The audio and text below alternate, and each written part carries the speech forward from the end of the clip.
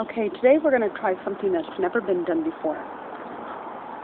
I'm going to spy on my husband here with this. We'll put this binocular over the lens, like so, and then try to find him.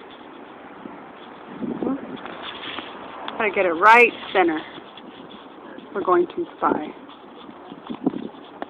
It's not wanting to go. Can you see anything yet? Oh.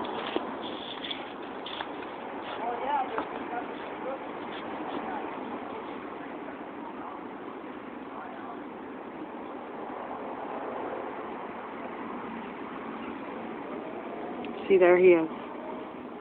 See him? I love him.